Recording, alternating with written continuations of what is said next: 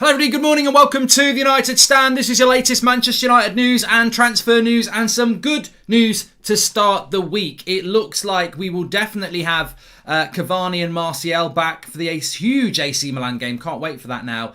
Donny van der Beek should be as well, and hopefully big news around Paul Pogba that he will be back, and obviously David De Gea, which is a huge boost. I mean, you're talking top quality players here. Ollie didn't make any subs yesterday. I think partly because he didn't trust that bench, but look, you bring the quality of those players back. I think that's a boost. We're also going to be talking about Declan Rice, potential transfer hint there as well as Saul Niguez. Interesting developments around him. Could Manchester United do that? A few comments about Ollie. I want to talk about how we're playing as a football team, because a lot of people say, you know, you're being very positive about United, but there is a darker side to the way that we're playing football. It's not great. It's quite depressing, and also, some of these players are clearly not good enough. So look, we'll head that off at the pass. I'm more than happy to talk about things openly because, not everything's rosy in the garden, even though I'm very happy with the result last night. I think it secures top four.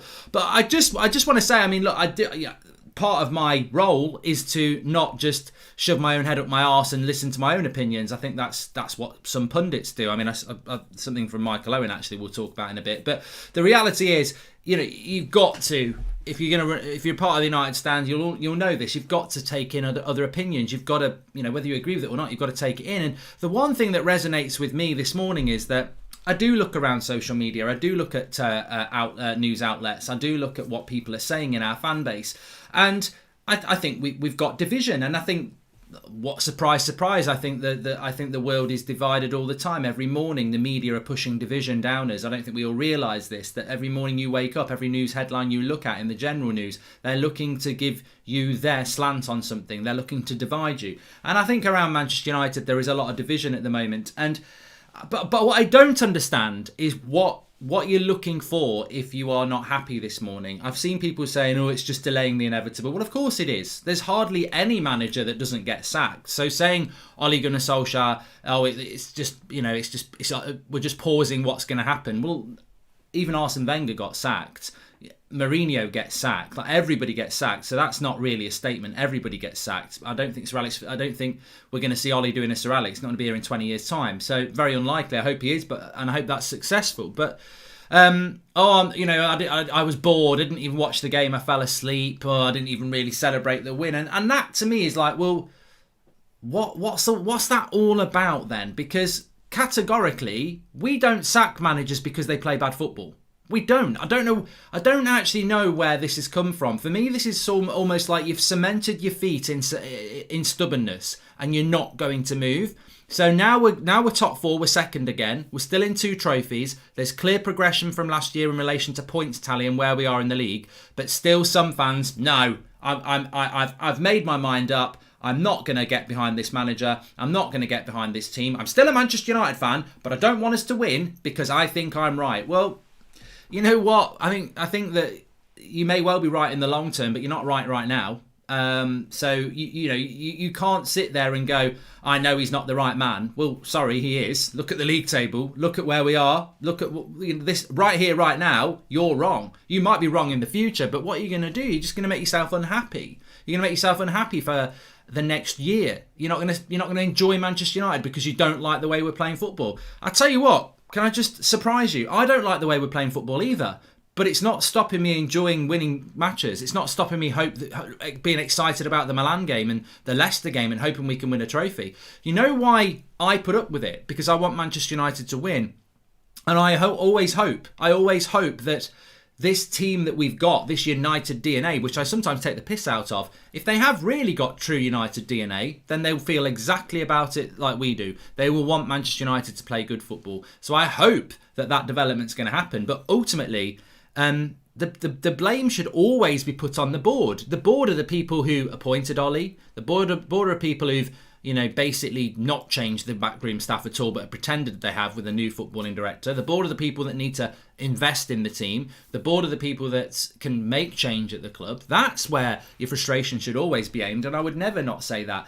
But I do think, why do we think that, since when have we become fans, well, not all of us, but the angry majority, the angry minority, they're not the majority, the angry minority at the moment are like, well, I'm not happy, I'm not celebrating that shit, it's boring, this, that and the other. And I'm like, I don't know. When have we become that then? Like, I don't. This is pretty new. When have we become, let's sack a manager because we don't like the style of football? Because we've never done that. We've never done that. Mourinho played bad football, but he didn't get sacked. He got sacked because we were shit in the league. Van Gaal played boring football. He didn't get sacked for it. He got sacked because he didn't get top four. Moyes played shit football. He didn't get sacked for it. He got sacked because we didn't get in the Champions League. So we don't sack managers just because fans or some fans don't like the brand of football. And I actually don't think that we should do that. I don't think we should be sacking managers because we don't like the brand of football, because it should always be based on results, and that's what it's always been based on.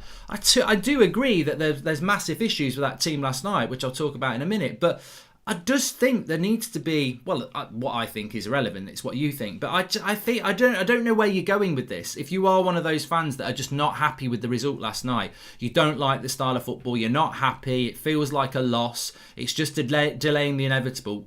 What are you doing to yourself? You know, you're destroying yourself, because who's listening to you apart from your little social media rants and everything like that, and posts and, you know, unhappiness within yourself. The club aren't going to listen to you, definitely not. Ollie's is still going to be the manager, and we've still got 2 big games this week. I just I don't know what I'm trying to say is I do disagree with it. I don't disrespect it, because everyone's got the right to an opinion, but I don't know where you're going with it. To me, it just sounds like moaning for moaning's sake, because it's not going anywhere. No one's going to get on board with sacking a manager because you don't like the style of football. It's not going to happen. And the reason I brought this up is because we were in exactly this position 3 years ago.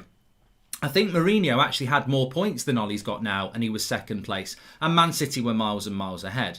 But we were in exactly the same place, really. We were second, miles behind City. I think Mourinho had more points than this now. And there was a lot of United fans, especially on the United stand, who were unhappy. They were like, Mourinho's not the right man, this football's shit.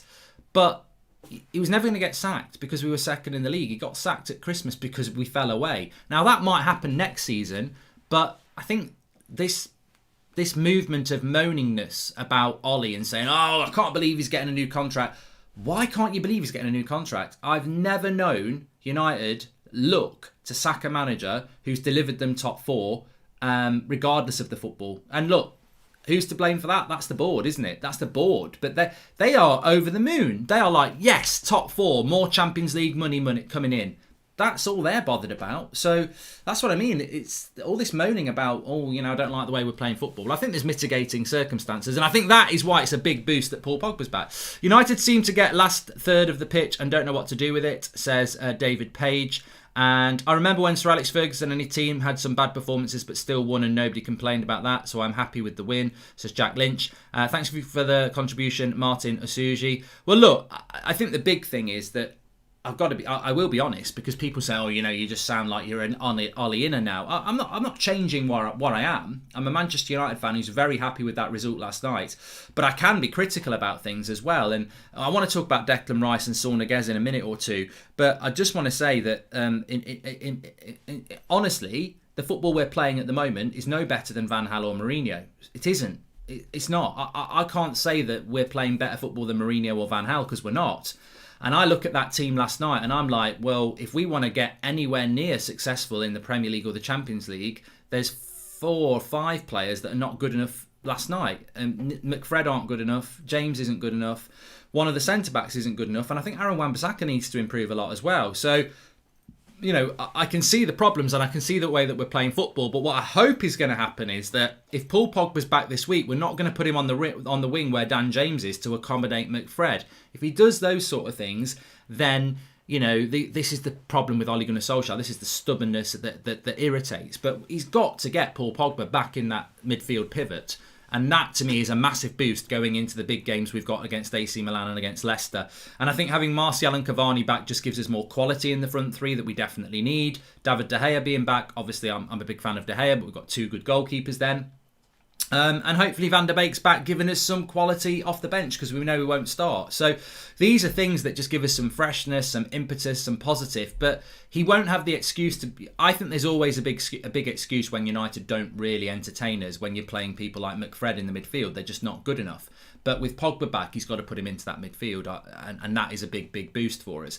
No coincidence that Bruno's levels have dropped since Pogba's injury. He's stranded between midfield and attack with McFred and has to drop deep. A dynamic defensive midfielder who can pass forward is key. Well, we saw that yesterday, didn't we? Did see that yesterday with that pass from Fred, the first time he's done it in about a year, and Bruno benefits. But I thought Bruno played well yesterday.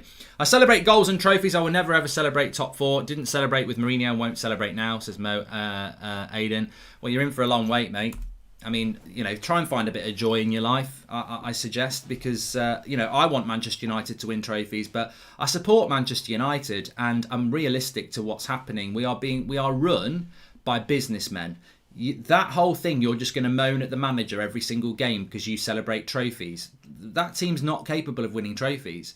I don't care what brand of football you think we should play. I know what brand of football I think we should play. We should play the United way. We should be getting down the flanks. We should be getting men in the box. We should be moving the ball quickly. That's how we should play. I would hope that Solskjaer realises that. But we can't do that with that squad. So, to me, it always goes back to the same place. I don't understand why you can't celebrate wins for the team that you supposedly support as well.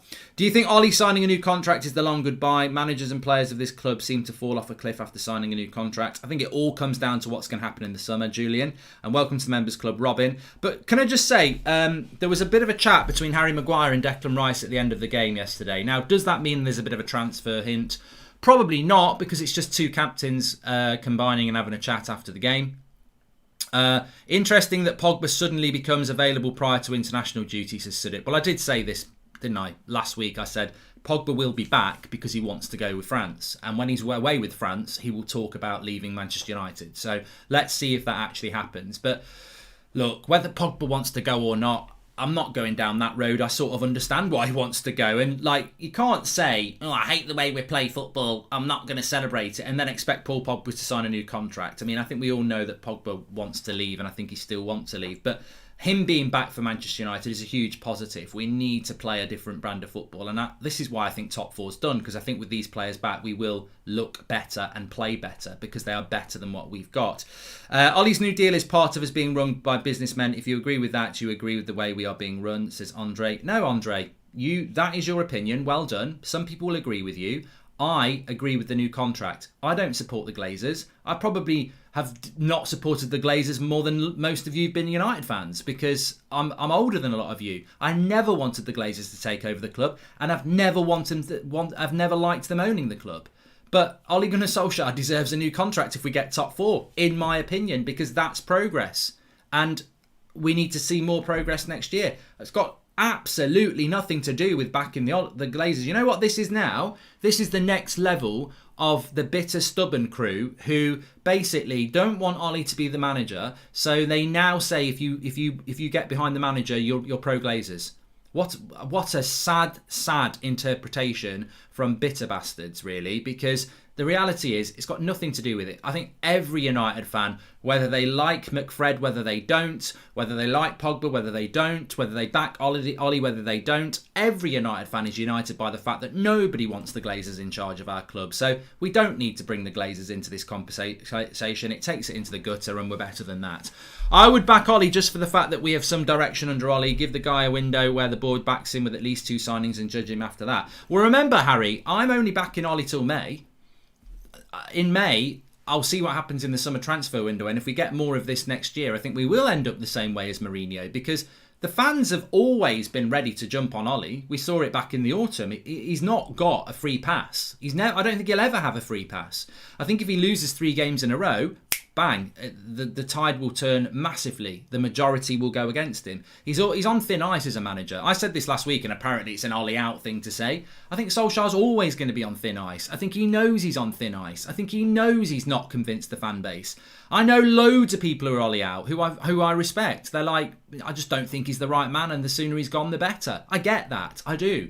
But it's not going to happen at the moment, and it shouldn't happen at the moment, in my opinion. But if we go into next season and we start dithering, and Chelsea have a better window than us, and Man City are better, as they always will be, and Liverpool are better again, well, you're down to 4th place straight away before you even consider what Spurs or Arsenal or anybody else might have done over the summer. So I think next season will be defined by the summer transfer window, which is why I keep saying I'm going to give him till May, and then we'll see what happens in the summer.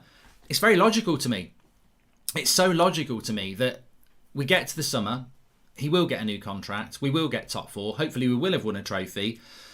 But if they don't give him the summer transfer he needs, next season will drop off a cliff. I can see it coming, because Pogba, I think, will be gone. And that team without Pogba in it is the team we saw yesterday. It is. That midfield is not good enough. So I don't think that just because Ollie gets a new contract, he'll be here in a year's time. But I do think he deserves one. When we are being compared to Liverpool, we are done so based on trophies won, not top four finishes, says Andre. I don't know where you're going, Andre, to be honest. I'm sure you understand, but I don't really understand what you're talking about that. I'm talking about the fact that Tony says keep celebrating poor football, Mark, that United are playing, and then he's put laughy faces. I don't, but you know what, Tony? You are obviously very unhappy this morning, and I feel sorry for you. Because your point is redundant. Like, not that I don't respect it, but I don't know what you're doing with that. You know, what you're doing sat there moaning about winning, but you don't like the style of football. What I'm trying to say is we don't and never have sacked a manager because we don't like the way they play football, but results are good. That's not going to happen. You need both. If you want a manager to be sacked, you need poor performances and poor results. We're never going to do that. We haven't done that. We're not going to do that. And our owners won't do that. So if you don't like that, you need to point it towards the owners. Moaning about the manager being sacked, well, they're not going to do that. So you've got to look. You've basically got to look at what you want and is it achievable.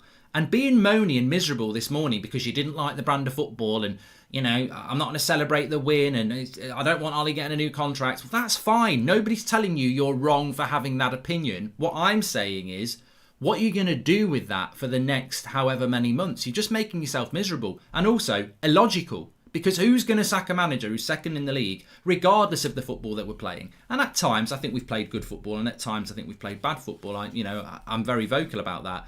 I can say give Ollie till May and also be critical of things. I thought Wan-Bissaka was shit last night. So apparently, he was solid. I thought he was shit. But, you know, you can always be obvious about things. But I think, look, let me just get onto this Declan Rice thing. Bit like Koundé last week. I saw people saying Koundé's shit, we don't need him because they've watched him one game against Sevilla and Dortmund. I saw it again last night. Oh, Declan Rice didn't do anything last night. We don't need a player like that. And I'm like, oh my God. You're telling me we don't need Declan Rice at Manchester United when I've just spent the last 3 games watching McFred in the McMud. I mean, they're rubbish. They're rubbish at doing the CDM job. I thought McTominay, when he gets more advanced, is a decent player, and obviously we saw that with the goal. But Fred yesterday was just diabolical again. His passing is awful. I almost feel that McTominay gets tagged in with Fred because it is McFred, and they do have to shield, and they do 2 people doing one person's job. But I've almost moved past McTominay now because I think, well, you know, actually, I think McTominay as a bench player would be useful for Manchester United. And I also think that he's a box-to-box player who's having to play out of position. But that CDM role, we do not have it. Now, if you watched the game yesterday and you think Declan Rice was poor, I strongly disagree because I think you're always dictated. I mean, somebody said Declan Rice didn't run the game. How are you going to run the game as a CDM when about 5 of your players are within 5 metres of you because you're parking the bus? You can't run a game when your game plan is not to be expansive and it is to be compact. So he was never going to run the game. I think for the first 15 minutes they did, and then they gave up on that, West Ham. I mean, I think Moyes owned that himself. But what I do see in Declan Rice is he reads the game really well. He's only just 22. Like 2 months ago, he was 21. He's a captain of West Ham. He's got loads of potential. He's definitely a leader. He always looks to play a forward pass. He conducts from deep. He's pointing at people. He's shouting at people. I'll even include Matic in this. Declan Rice is not just levels above Manchester United's midfield. He's on a different planet to our midfield. Now, are there better CDMs that we could buy? Probably. But he's Premier League proven as well. This player, to me, you would see instantly what we've been moaning about for weeks and months about our midfield. Like, you put Declan Rice into that team, I think you could put McTominay next to him. You could definitely put Pogba next to him. You could put Van der Beek next to him. And they would be genuine box-to-box players who can get closer to Bruno whilst he runs the things from deep. And I tell you what, if I'm Declan Rice, I know you want to go to Chelsea. I don't necessarily think Chelsea's the right move for you with the way that they play football.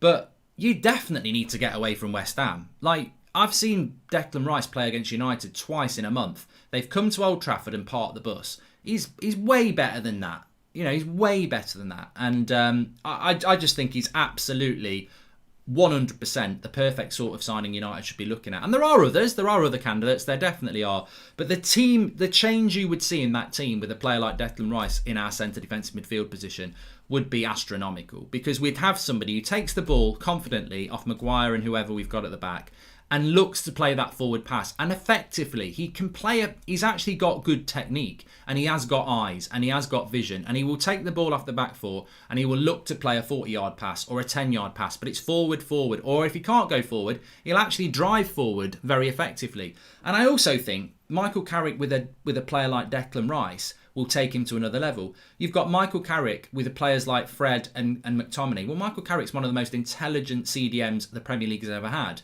and he cannot get those two players to look anywhere near even bloody Mark Noble level, let alone Michael Carrick. So I would love us to go and buy Declan Rice, and I think it would be a perfect move for him. Should we be worried about Leicester in the Cup, says Joe? I think we've got a very, very difficult week ahead, Joe. And I think it's absolutely essential that we get some players back, because I actually think Rashford was injured yesterday. I thought Dan James was, whilst putting a shift in, again, very limited. And I thought McFred, again, were very disappointing. And if we didn't have someone like Luke Shaw in the team, I think he was superb yesterday. I'll talk about Luke Shaw in a minute, actually. I agree. The thing with CDM is all you need is consistency like what Carrick had, and Rice can put in 7 out of 10 performances every week. If we get anything extra, that should be considered a bonus. We just need somebody who can do the job, Harry. That's what we need, somebody who can do the job. Now, there is talk about Saul Niguez leaving Atletico Madrid. There was talk about him going to Bayern Munich. Of course, Saul Niguez would be a very, very welcome player for Manchester United, and he can play numerous midfield positions, so he could definitely play in the pivot if we were playing a 2. Bayern Munich are basically not in for him. This was come from Christian Falk, who was obviously very close to Bayern Munich. He's not actually getting first team time for Atletico Madrid very much at the moment. He's got a ridiculous contract. It's like 2026. I think he signed some sort of lifetime 10-year contract in 2016 or something like that. So it cost a lot of money. I like Saul Niguez. Somebody said this morning, can you talk about Saul Niguez? I'm more than happy to talk about it, because there are rumours that he might leave Atletico Madrid, but the sort of money that Atletico Madrid would want it's very difficult for Manchester United to do something about that, to be honest with you. McCrigan says Ruben Neves. Look, I will always say Ruben Neves would be a very good signing for Manchester United. He'd be a very good signing for Manchester United, but what I can say is that Manchester United just don't do deals with Wolves. We don't. And Neves is a player that you could have been mentioning for the last 2 or 3 years, but we just don't look to do that sort of deal. Now, I don't think we're going to go anywhere near that, but if we did, I'd be very happy. I think he's a very, very good player, and I think he'd be very good for Manchester United. And I'm surprised he's still at Wolves, because Wolves have not had a good season, but there just doesn't seem to ever be anything. And I don't know whether it's because of George Mendes, and I don't feel that Manchester United have a great relationship with George Mendes. Obviously, he was Mourinho's agent. He is still De Gea's agent, but we just don't seem to have that great relationship with George Mendes. I don't know why it is, but I do like Neves. As for Ndidi, as Brian says, Ndidi's a very good centre defensive midfielder. I personally think he's a little bit overrated. People think Ndidi's better than Declan Rice. I've seen Ndidi. I think he makes a lot of mistakes. I think Declan Rice is better on the ball than Ndidi. And of course, remember, we're looking for somebody to take the ball off the back four and conduct. I think Declan Rice is better than that at Ndidi. But of course, I wouldn't say no to Ndidi. I think he's one of the best CDMs in the league as well. So I just would prefer Declan Rice. I think it's probably not going to happen, but I would prefer him. But yeah, I mean, Tielemans to me is not really a holding midfielder, and neither is Camavinga. So those sort of players are good, but we need a specialist. I need a specialist. And of course, a lot of people are saying Ndidi's much better. I've seen Ndidi play absolutely shit 4 or 5 times this season. So I disagree. I think Declan Rice is the better signing for Manchester United. I'd say Ndidi's probably the better player at right now, but let's have a look at their age as well. I mean, as I said, Declan Rice is only just 22. Only just 22. playing in a worse West Ham side. But look, I think a lot of people will just look at the result last night and go, oh, he's not that good. Let's see how Ndidi performs against us at the weekend, because I think you will see a performance from him that isn't much better than what Declan Rice was last night. But look, I'd be happy with either of them, so I don't want to go down divided arguments about CDMs. I think the reality is, why would we argue about Ndidi or Rice? They're basically on a different planet to what we've got at the moment. That's the thing. If somebody wants to say McFred are better than Rice or McFred are better than Ndidi, let's have an argument. I mean, if we're arguing about Ndidi and Rice, then we're all arguing about the same thing. We'd more than happily take either of them because they're way better than anything that we've got. With West Ham saying 100 million for Rice and Aston Villa saying 80 million for Grealish, if they had to have chosen us Ireland, what would their value be? Says Carl. I think they'd still be the same. I don't think their price is inflated because they're English. They both massively, they're very big players within the Premier League, and they deserve that. But they're both also very overpriced. Certainly, Declan Rice is not 100 million. I'd put him more sort of the 60 million value, really. But different topic. We should make a lesson of Liverpool how some of their players have fallen off a cliff physically. Definitely need refreshments in the summer. Rashford, Bruno Shaw, Aaron Wan-Bissaka all at risk, says Harry. Yeah, I think Marcus Rashford was clearly injured yesterday, wasn't he? I don't think he played particularly well either, but I would say about Rashford, he clearly put himself on the line to play in a game where we needed him to play, didn't he? So I would warn him. As for Kessie, looks good. Let's see how he plays on Thursday. Luke Shaw. Let me just speak about Luke Shaw for a moment. Ole Gunnar Solskjaer said that he's playing at 25 now. He's playing in his prime. He's matured. He's become one of the leaders of the team. And with talent like that, you've got the world at your feet. I'm lucky. I've always said that I felt that Luke Shaw was good enough to be a Manchester United left back, and I've said that for a number of years, and I've backed him for a number of years. As recently as probably the autumn, we still had a lot of fans that were like, Luke Shaw's shit. It must be horrible for them to have to swallow the medicine that they were wrong, but I think a lot of people have swallowed that medicine now, and I think what we're seeing with Luke Shaw is that he's the best left back in the league. I've been saying it for a while. Many of you have been saying it for a while. I think Andy Robertson is a brilliant left back, and I think at times he's been up there with probably Alphonso Davies and a couple of others as the best left back in the world. But he's not, like most Liverpool players, they're nowhere near the levels of last season, and Luke Shaw is comfortably the best left back in the league. And it's funny because I had to check the Premier League table this morning because I thought, and just double check that Arsenal are still 10th, because I'm looking at social media. You got Ian Wright dancing in his car, all these Arsenal fans, it's like they've won the league. London's red and this, that and the other, and they are still 10th. And apparently Kieran Tierney's the best left back in the league. And I'm like, you know what, grow up. I mean, some Arsenal fans are really actually quite intelligent. A lot of them let them down. That's the same as our fan base, I suppose. But the reality is, you beat a dodgy Spurs side with a dodgy penalty, and we are second in the league massively because of Luke Shaw. Like, I think one of the most impressive things about Luke Shaw is he's a big reason we are second in the league.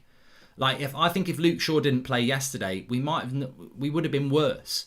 When Luke Shaw plays, we're so much better. He gives us so much defensively and so much more attacking wise. He's absolutely, I can't believe that we've got a left back that's basically one of our top 2-3 players. Like, he's absolutely huge, and you don't normally get that with a left back. Like, a left back who makes such an influence on your whole performance is unbelievable. So if Luke Shaw is one of the big reasons why we're second, how can a left back who's 10th be better than a left back that has basically took us up to second with one or two other players? He's the best left back in the league. People don't want to accept it, but he is. And in many ways, I think he probably deserves Player of the Year. If we didn't have Bruno Fernandes, I think he would be Player of the Year. He's been that good, and I've been so impressed with him. And yesterday, again, he was superb. And you voted him your man of the match. I went with Greenwood because I thought Greenwood had a very mature performance in a very difficult game for us. But I mean, he's so good, Luke Shaw, isn't he? He's so good, and he's got to play. The thing is as well, the AC Milan game. Just a very quick word on AC Milan before I move on. Let's just look ahead. I mean, I've got goosebumps thinking about this game against AC Milan. I'm so excited about it because I think I'll be gutted if we're out. I'll be gutted if we get knocked out. But I think it is a game we could get knocked out of, and which makes it more exciting. anybody who supported United, 10, 15, 20 years ago, the way I'm feeling about this AC Milan game is a bit like I used to feel under Sir Alex. It's like March, April time, European knockout. Look, it's not the Champions League. We'll be back there next year. Hopefully we'll get through the group stage. But it is a massive game against AC Milan. We're going to Italy. They're through. If it's 0-0, we've got to score there. And I feel like if we go and get a result there, it will just be a massive buzz result. And if we don't, it'll be a massive come down and disappointment because we'll be out. So, but how do you approach this? Because I think you've got to go strong on Thursday and maybe a little bit weaker in the league, in the FA Cup game against Leicester, because I think that Europa Cup is there to be won. I think we've basically got top four now. And I think that's why yesterday's result was so good, because we've spoken that you can't do Thursday, Sunday. You can't do both. Well, you can if you've basically got top four done before April. And I think we basically have. But what I was going to say about Thursday night, and I don't know what everybody thinks, to me, De Gea plays in goal because he's our best goalkeeper. And we can't afford a mistake or anything like that. So, but what I'm saying is I think you go strong. So for me, our best goalkeeper or our number one is De Gea. I think Telles gets dropped for sure, even though he played last week. Not because you need Luke Shaw. I think Pogba comes in if he's fit. I think Martial and Cavani come in. I think that he'll probably go... I would play Bailly, but he might go Lindelof and Maguire. Basically, what I'm saying is he's got to pick his strongest team. We've had a bit of a Europa League team and a Premier League team, and we have let Telles play and Bailly's played, and But I think against AC Milan, you go as strong as you can. Like we do play Luke Shaw at left back. We do. I think we have to do that, because if we don't, we weaken our team a little bit. Bruno El Shaw for your player of the season, says Salah Ahmed. I think it's still Bruno for me, but Luke Shaw's pushed him really hard. Sora, welcome to the United Stand Members Club.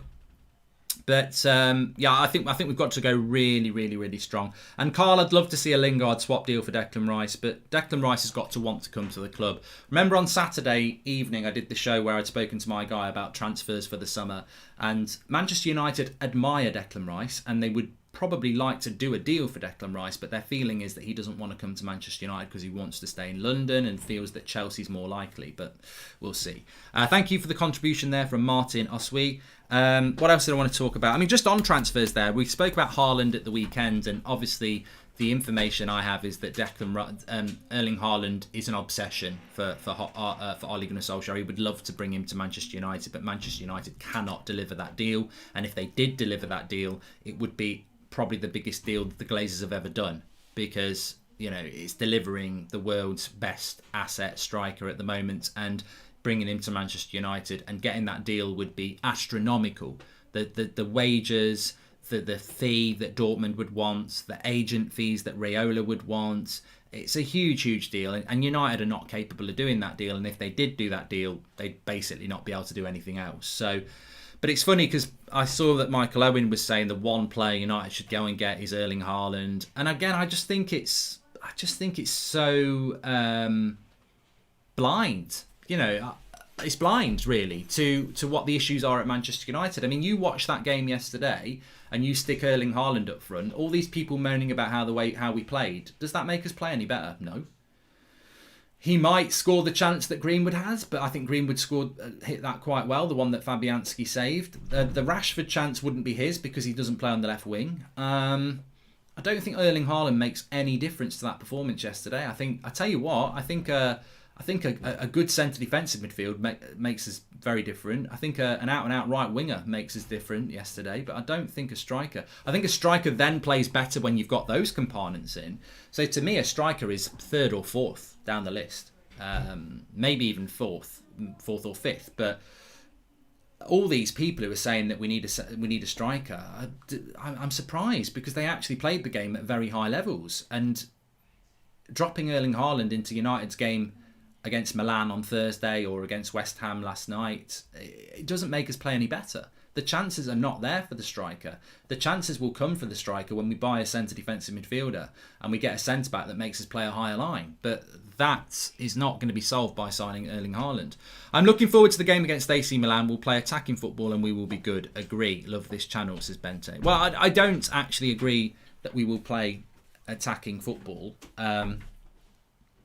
But I think that what we do need to do, what I would do against AC Milan that will change the game completely is I would play Eric Bailly to push the line up higher, and I would play Paul Pogba in the pivot next to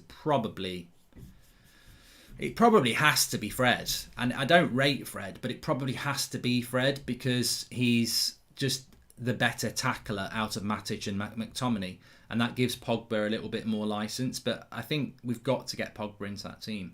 I think if we play McFred, I'm worried because we won't be able to have an attacking tempo if they play. I hope Milan play on the front foot against us because if they defend and sit deep, we might have a tough time breaking them down, says Omka. Well, it's a difficult scoreline for AC Milan, 1-1, because they're through with a 0-0, but if we score, then they've got to score as well. So I think they will try and keep it tight. Harry says, I can't see how we can go wrong with Haaland. He's a proper striker for 10 years. Makes sense for me. Love the conversations today. Well, Harry, look, I think it's a difficult one, isn't it? Because I think that with Erling Haaland, there's no doubt that he's an absolutely fantastic striker. But I watch Manchester United as you watch Manchester United, and maybe you think that with Erling Haaland in the team, we will do better. But I just think it's layers, and you know, I've spent a bit of time this morning talking about United fans who seem to think we can sack a manager who is second but playing bad football. I just don't think that's logical. I don't think we live in a world where you sack a manager who's second just because they're playing bad football. We didn't do it with Mourinho. We didn't do it with Van Gaal. You know, they had to drop down the league to then get sacked. And I think it's a mitigating factor. If you're playing bad football, it puts you at risk. Of course it does. But if you are getting the results, then you're never going to get sacked. But I would also say, how can you say we're playing bad football, but then Erling Haaland will make us better? And Erling Haaland's not a good footballer in the sense that he doesn't create. He doesn't take the ball from deep and move it quickly. He's the final piece in the puzzle. So if you're not moving the ball quickly from back to front, how's Erling Haaland going to benefit? He's a counter-attacking striker. He's brilliant at it as well. He's good in the box. He's good in and around the box. But Erling Haaland scores a lot of goals steaming away on the break as well. Well, we don't... We can play counter-attacking football, but that's also part of the disappointment many United fans have. So I just think you've got to build a team before you put the angel on the top of the Christmas tree, so to speak. And Erling Haaland, to me, would be absolutely perfect for someone like Man City, who've got a fantastic team behind the striker. But not for Manchester United. I think we need to build a team first. But as I say, it's always about opinion. Eduardo says Bruno was missing yesterday. Yeah, missing so much that he was many people's man of the match and certainly in the top 3 performers there. Maybe get yourself down Specsavers today, Eduardo. What do you think about resting Bruno and playing Shoretire against top 6 sides? I think that's absolutely stupid, Sparsh. I don't know why we've got idiots in the live comments this morning. Fabinho, 30 million. Rice, 70 million. Stupid deal, you say. Let's do it, says Yankee. Well, you're talking about finances, mate. It's not my job to do finances. You sound like a Glazer supporter, to be honest with you. So basically you're saying now that let's have a look at the fees that everybody else pays and let's not go and get a player because they're more expensive. We spent £80 million on Harry Maguire. Ruben Diaz cost 50 million. You know, if you want to talk about overpaying for a player, that's more than we'll ever pay for Declan Rice. So... But, you know, Fabinho came from Monaco. We were talking about him. We were talking about him way before Liverpool were, about what a good signing he would be. And Man United missed the boat. And again, Fabinho is a George Mendes agent, is his agent. So I don't know why United weren't looking at that. But you are going to get a Monaco midfielder for 30 million and you're going to pay 60 million for a Premier League midfielder. That's just the way it is. So... You know, do you think Jude Bellingham would be a good signing, says Ewan Evans? I think he's better version than McTominay, and if you bring in Sancho, there's more balance. Yeah, we should have bought Jude Bellingham a year ago, but we messed that one up. So I don't see us doing that because he'll cost more money, won't he? Oh, Zane's in the chat. Let's have a look what he's got to say. Mark, if we win the Europa and you don't get a trophy, you can't say you've had a better season. Yes, I can. You won a trophy last year and we had a better season than you. You won the FA Cup, which Wigan have won in the last decade, and you finished 8th and we finished 2nd. So I think the Premier League is more prestigious than winning the FA Cup at the moment. I do. I genuinely do think that, because you play 38 games in the best league in the world and you come in the top 4, you're a better team than the team that came 8th. the team that came 8th might have won a trophy, but as many people have said, you might have won that trophy by getting an easy draw all the way to the final. You play the same teams twice over 38 games in the Premier League, and if you come in the top 4, you are one of the top 4 teams in the country. If you win the FA Cup, well done, you've won a trophy, and some people like winning a trophy, but the biggest test is a Premier League season, and at the moment, you are in 10th. You are middle of the road. You are not even in the top 9 teams in the country. So, get in lane and understand that the league has always been, and any manager will always tell you that the league is the best way of establishing how good you are in your country, because it's a 9-month campaign where you play everybody twice, home and away, and that will determine how good you are as a football team.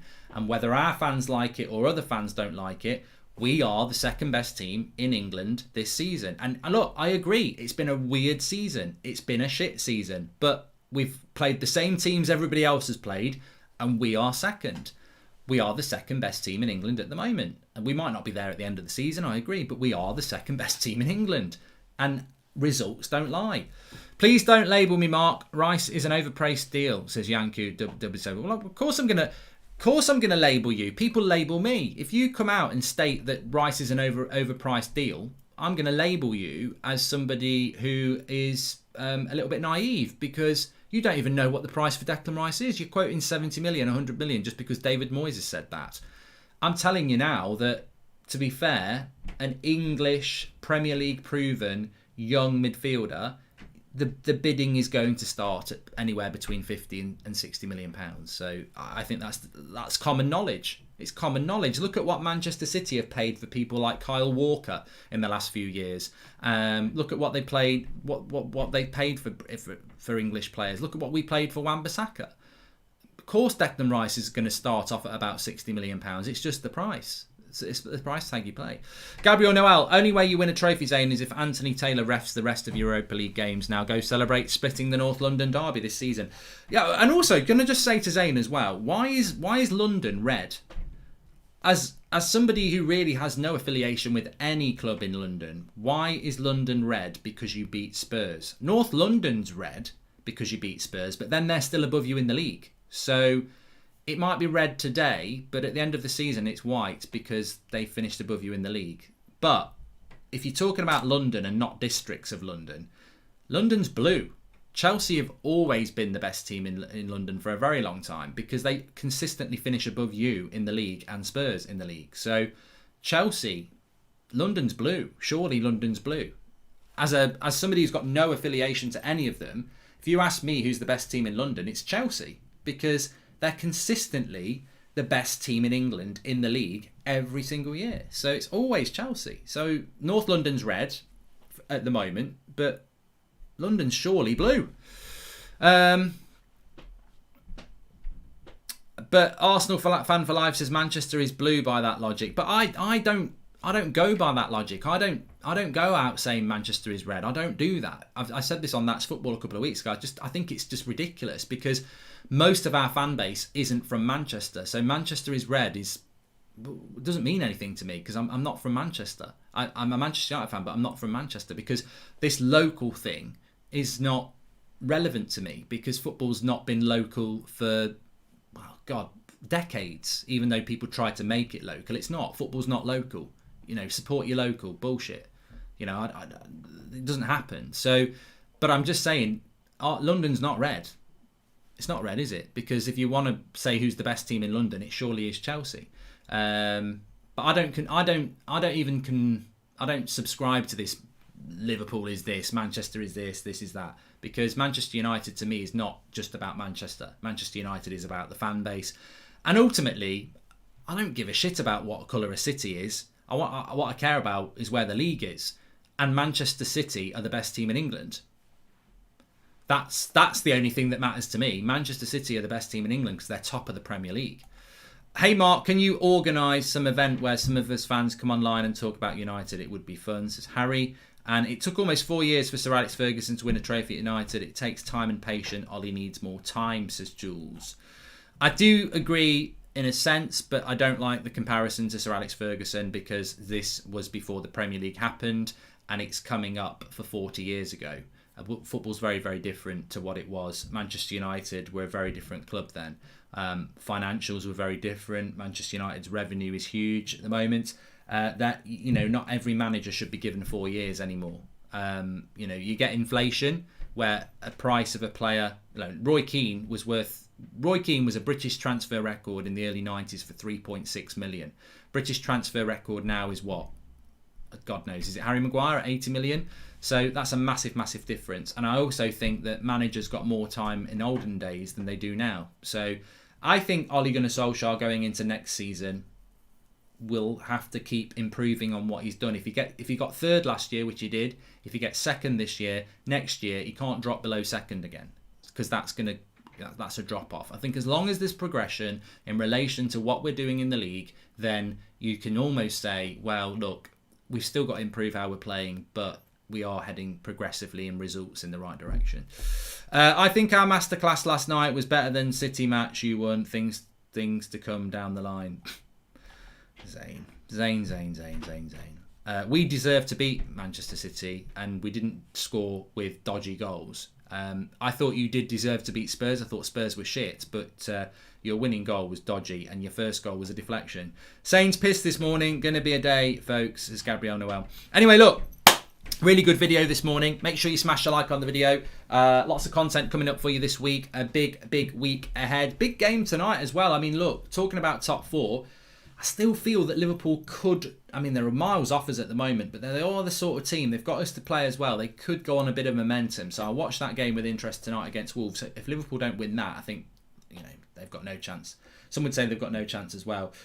But look, smash a like on video, subscribe bottom right hand corner. Interesting week, exciting week. That AC Milan game's got me buzzing. I can't wait for Thursday night, and I normally hate Thursday night football, but I think it's a big game for us. And obviously then we've got Leicester, and then we've got international break, get a couple of weeks rest for some of our players, although a lot of them will be going on international duty. Have a good day, stay safe. Thanks to all the moderators, thanks to everyone in the live comments, thanks to everyone who's watching, thanks to everyone who's watching who didn't watch it live, and I'll speak to you all in a bit.